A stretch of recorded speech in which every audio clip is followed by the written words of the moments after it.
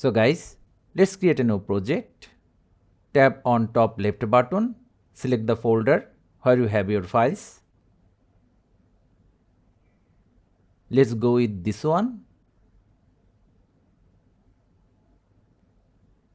Now if your video already has audio and you want to disable it, then select the video clip, go to volume, reduce the volume to 0. Finally, to add new audio, select add audio, sounds, then the folder, extract audio from video.